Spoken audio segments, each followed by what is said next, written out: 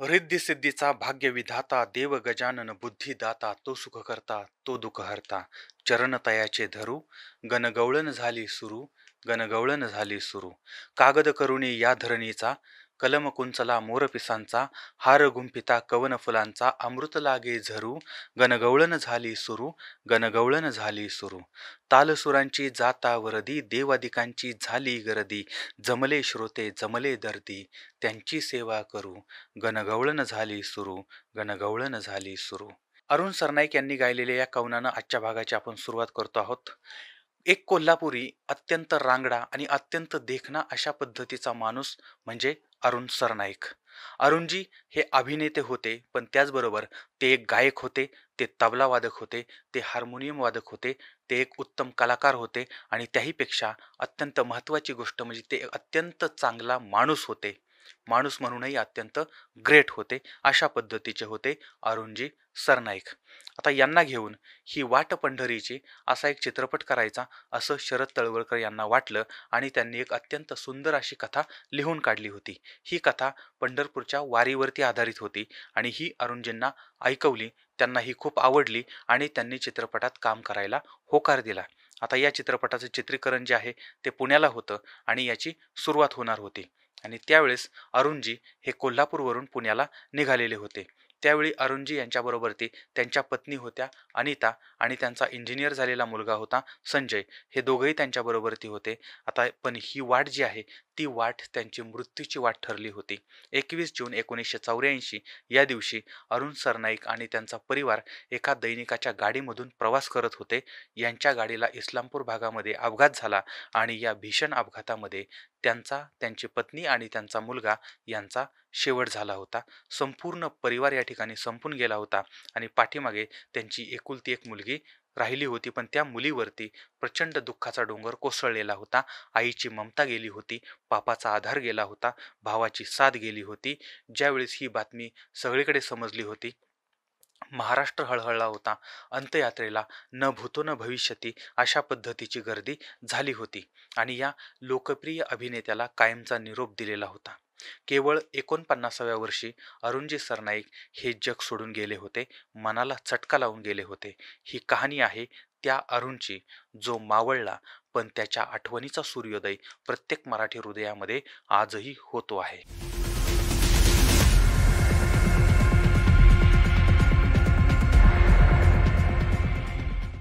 साधारण 100 वर्षापूर्वीचा तो काळ होता. 19वं शतक जे आहे ते नुकतंच सुरू झालेलं होतं आणि यावेळी देशामध्ये लाल, बाल आणि पाल या तिघांचा बोलबाला होता. म्हणजे बाल म्हणजे लोकमान्य बाळ गंगाधर टिळक. आता हे भारतीय क्षितिजावरती एक स्वातंत्र्य सूर्य म्हणून तळपत होते, उगवलेले होते आणि ते गोऱ्या लोकांशी झुंज देत होते आणि त्याच सुमारास कोल्हापूरच्या या रांगड्या मातीतून शास्त्रीय संगीताचे सूर उमटत होते आणि हे सूर लोकमान्यांच्या कानावरती पोहोचले. ते मंत्रमुग्ध झाले आणि त्या गायकाला त्यांनी पदवी दिली. महाराष्ट्र कोकिळ या महान गायकाचं नाव होतं शंकरराव सरनाईक. हे सरनाईक घराणं पूर्वी जाधव घराणं असंही म्हटलं जायचं, अशी काही माध्यमातून माहिती मी वाचलेली होती. हे सरनाईक घराणं यांच्यामध्ये गायनाची परंपरा होती. शंकरराव हे शिवराज संगीत नाटक मंडळ जे आहे त्याच्यामध्ये काम करायचे, अभिनय करायचे आणि गायन करायचे. यांचे भाऊ निवृत्तीबुवा सरनाईक हे देखील प्रख्यात शास्त्रीय गायक होते आणि यामुळे यांच्या घरातलं वातावरण हे संगीतमय असायचं. आता शंकरराव हे नाटक आणि गायन यामुळे सतत दौऱ्यावरती असायचे आणि पुढे त्यांनी स्वतःचीच नाटक कंपनी टाकायचं ठरवलं होतं. यामुळे ते 1919च्या सुमारास ते कोल्हापूरमध्ये परत आले आणि इंदूर संस्थानचे राजे तुकोजीराव होळकर यांच्या पाठिंब्यानं शंकररावांनी यशवंत संगीत नाटक मंडळ स्थापन केलेलं होतं. याच्यामध्ये कृष्णराव गोरे, त्यांबरोबर सवाई गंधर्व, नथुखा अशा पद्धतीचे मोठमोठे गवई जे आहे त्याच्यामध्ये होते. आता काही काळ ही नाटक कंपनी अतिशय प्रभावीपणे अतिशय चांगल्या पद्धतीने चालली, पण नंतर या कंपनीचा पडता काळ सुरू झाला. आर्थिक नुकसान व्हायला लागलं, प्रचंड कर्ज झालं आणि ही कंपनी बंद पडायची वेळ आली. यावेळेस शंकरराव यांनी स्वतःची संपत्ती विकली आणि अगोदर सगळ्यांचे पैसे दिले, कोणाचाही 1 रुपया ठेवला नाही. कोणाचाही 1 रुपया न बुडवता 1934 साली शंकररावांनी त्यांची कंपनी बंद केली.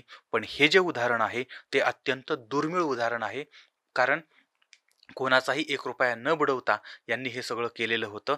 तर अशा पद्धतीचे होते शंकरराव सरनाईक. अत्यंत प्रामाणिक अशा पद्धतीचं ते व्यक्तिमत्व होतं आणि यांच्याच पोटी जन्माला आले होते अरुण सरनाईक. शुद्ध बीजापोटी फळे रसाळ गोमट. तारीख आहे 4 ऑक्टोबर 1935. या दिवशी अरुण यांचा जन्म झाला. अरुण जे आहेत ते संगीतमय, अभिनय आणि संस्कारी अशा वातावरणामध्ये लहानाचे मोठे होत होते. आता यांच्या घरामध्ये थोरा मोठ्यांची उठबस असायची. लहानपणापासूनच अरुण यांना चांगला तबला वाजवायला यायचा, हार्मोनियम ते वाजवायचे आणि गायनसुद्धा करायचे. त्यांना शिक्षणाची पण त्या पद्धतीची ओढ होती.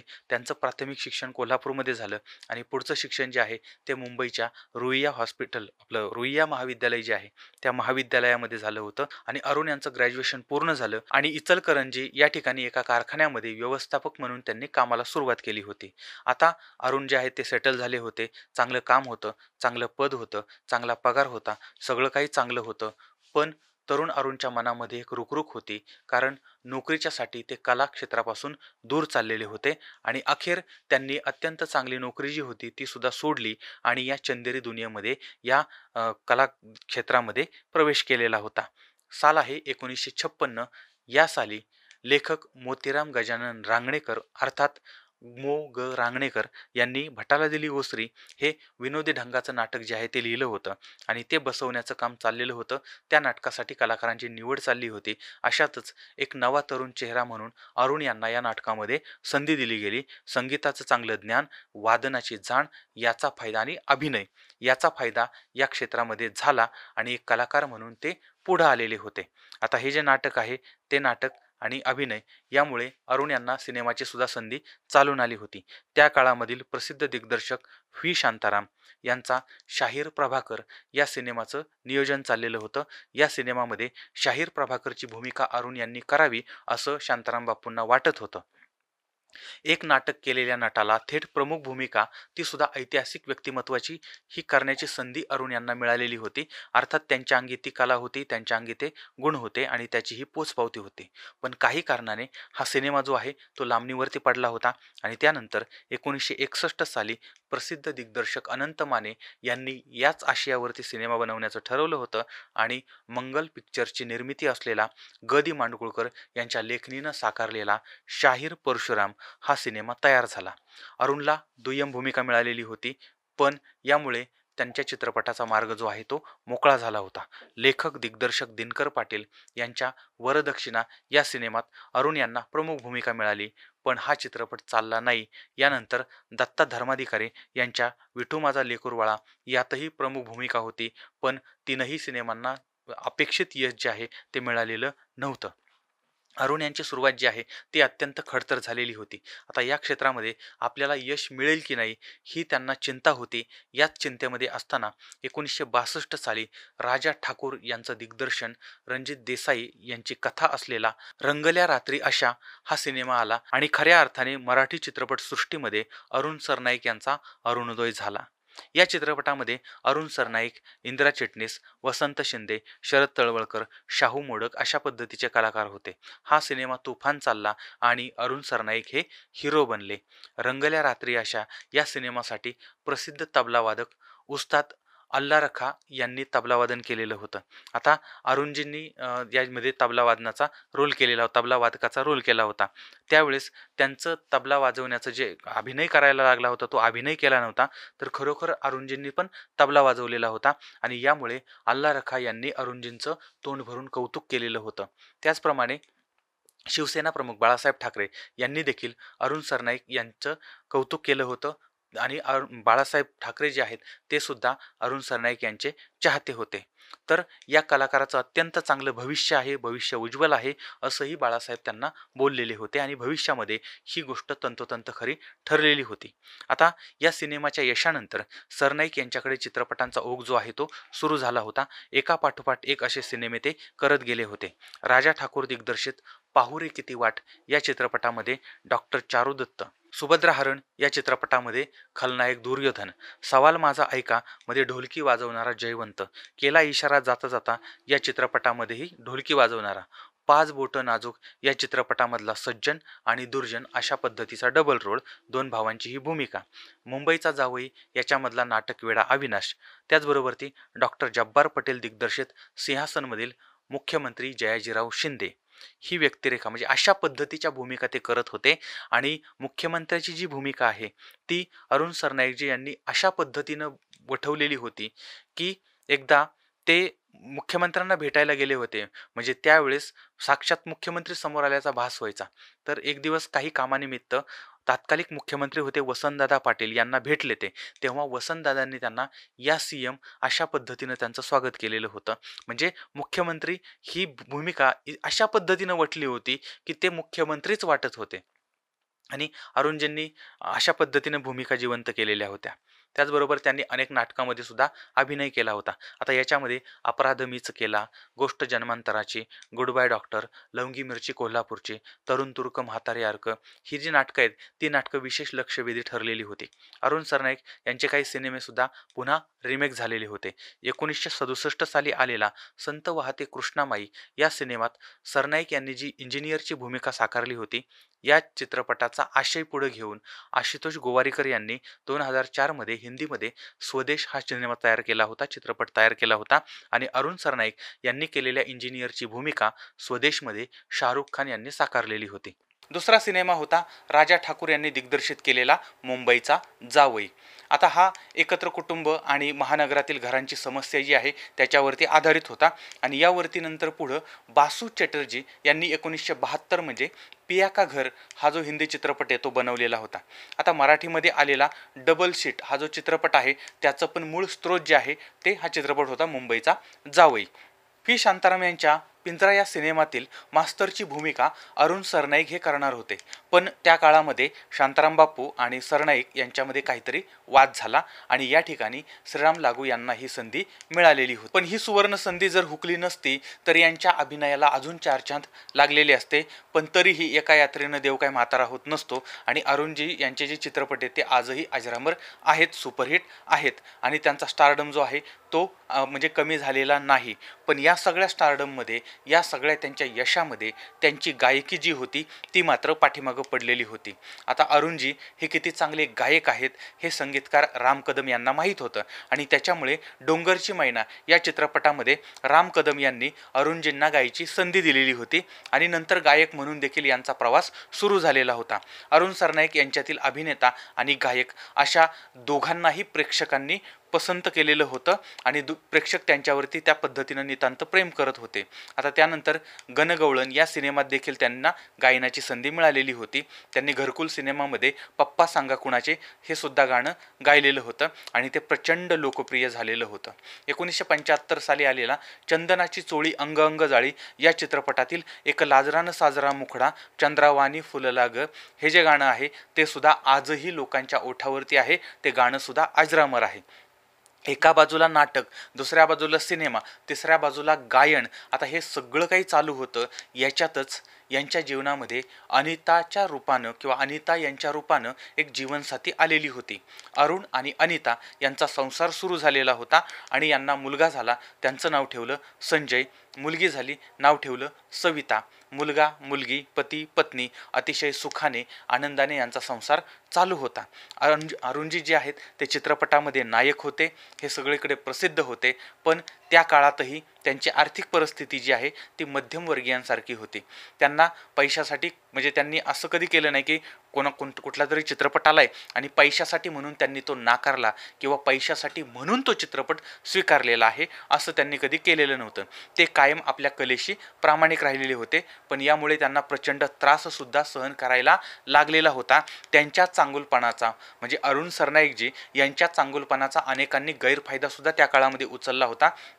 आणि त्यामुळे अरुणजी हे नेहमी इतरांना व्यवहारी राहण्याचा सल्ला द्यायचे किंवा ते ज्यावेळेस लेक्चर द्यायचे त्यावेळेस विद्यार्थ्यांना ते सांगायचे. आता एकदा शिवाजी विद्यापीठामध्ये अभिनय कार्यशाळा होती. आता याच्यासाठी अरुणजींना बोलवण्यात आलेलं होतं आणि त्यांनी तरुणांनी कसं वागलं पाहिजे, कसं जगलं पाहिजे याचे स्वतःचे अनुभव तरुणांना सांगितले होते. आणि जे वाईट अनुभव आले त्या वाईट अनुभवातून आपण कसं पुढे जातो हे सुद्धा त्यांनी त्या ठिकाणी सांगितलं होतं.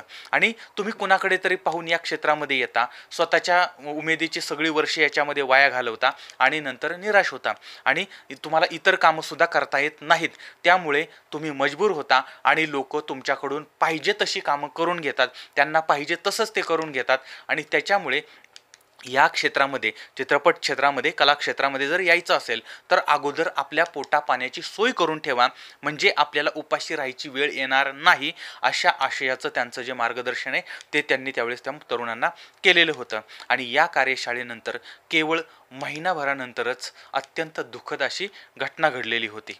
मराठीमध्ये अरुणजींनी आपला ठसा उमटवलेला होताच, पण हिंदीमध्ये सुद्धा त्यांची दमदार वाटचाल सुरू झालेली होती. नसरुद्दीन शाह आणि स्मिता पाटील यांच्याबरोबर ती सितम या चित्रपटामध्ये अरुणजी यांचा सुद्धा तगडा रोल होता. त्याचबरोबर ती दिग्दर्शक गोविंद सरैया. आता गोविंद सरैया कोण, तर यांनी नूतनचा सरस्वती चंद्र हा जो सिनेमा आहे तो सिनेमा दिग्दर्शित केला, सरस्वती चंद्र तो दिग्दर्शित केलेला होता. तर यांनी आता वक्त से पहिले हा सिनेमा जो आहे तो सिनेमा त्यांना करायचा होता आणि त्याच्यामध्ये अरुणजींची भूमिका होती, पण नियतीला काहीतरी वेगळंच मान्य होतं, मंजूर होतं. आता एकदा काय झालं, अरुणजी कोल्हापूरमध्ये असताना त्यांना भेटायला त्यांचे जिवलग मित्र मधुकर तोरडमल त्या ठिकाणी आलेले होते. आता दोघंही मित्र होते आणि ज्या वेळेस मधुकरजी हे कोल्हापूरला यायचे त्यावेळेस अरुणजींना भेटल्याशिवाय ते जातच नव्हते, म्हणजे एकदम असे जिवलग मित्र होते दोघंजण. आणि मधुकरजींनी तिसरी घंटा हे आत्मचरित्र लिहिलेलं होतं. आता त्यावेळेस अरुणजींनी सुद्धा आपली इच्छा व्यक्त केली की माझ्याकडे अनेक आठवणी आहेत, अनेक अनुभव आहेत आणि त्यामुळे त्याच्यावरती एक चांगलं पुस्तक होऊ शकतं, पण दुर्दैव की मला वेळच नाही आहे लिहायला आणि त्यावेळेस मग मी पुस्तक लिहून देतो असं मधुकर तोरडमलजी त्यांना म्हटलेले होते. आणि अरुणजींच्या आत्मचरित्राची तयारीसुद्धा सुरू झालेली होती, पण काही दिवसातच त्यांच्याच बाबतीमध्ये अघटित घटना घडली आणि हे सगळं जे त्यांचं आत्मचरित्र होतं ते लिहायचं राहून गेलं होतं. आता अरुणजी स्वतःच्या जीवनामध्ये आनंदी होते, सुखी होते, त्यांना यश मिळालेलं होतं, चांगला मुलगा होता, चांगली मुलगी होती, मुलगा इंजिनियर झाला होता, मुलगी MBBSचं शिक्षण घेत होती. पण नियतीनं यांना सगळं भरभरून दिलेलं असतानासुद्धा नियतीनंच सगळं काढून घेतलेलं होतं. आणि लक्षात घ्या की त्यांचा एक समाजाबद्दलची आपुलकी होती, समाजाबद्दलचं एक प्रेम होतं की आपल्याला लोकांनी एवढं दिलं, आपल्याला एवढं प्रेम केलं, आपल्याला एवढे लोक फॅन आहेत आपले आणि आपल्याला एवढे लोक मानतात, एवढे लोक प्रेम करतात, त्यामुळे आपण या समाजाचं काहीतरी देणं लागतो. आणि या भावनेतून अरुणजी समाजकार्यसुद्धा करत होते. ते कलाकार म्हणून जेवढे मोठे होते त्याहीपेक्षा ते एक आदर्श पती होते, आदर्श वडील होते आणि आदर्श माणूस म्हणून सुद्धा ते सगळ्यात मोठे होते. आता आपल्या घराण्याचे संस्कार आपल्या मुलांवरती सुद्धा रुजवले पाहिजेत हे त्यांची भावना होती. आणि आपल्या कष्टातून, आपल्या कामातून, आपल्या शूटिंगमधून वेळात वेळ काढून ते कुष्ठरोग्यांना, म्हणजे कुष्ठरोग्यांच्यासाठी आनंदाश्रमामध्ये ते जायचे, आनंदग्राम या ठिकाणी जायचे आणि त्या सामाजिक संस्थेमध्ये जाऊन जेवढी शक्य आहे तेवढी मदत करायचे, सहकार्य करायचे. आता अरुणजींनी ठरवलेलं होतं की आता काही काळ काम करायचं, काही वर्ष काम करायचं आणि नंतर उतार वयामध्ये गावाकडे जायचं आणि शेती करायची आणि समाजाची जेवढी सेवा करता येईल तेवढी सेवा करायची, घर बांधायचं आणि निवांत राहायचं. हे आता अरुणजींचं स्वप्न होतं आणि आत्मचरित्र लिहायचं. आता त्यांची बहुतेक सगळी स्वप्न पूर्ण झाली होती, पण हे स्वप्न मात्र त्यांचं कधीही पूर्ण झालेलं नव्हतं. तारीख आहे 21 जून 1984.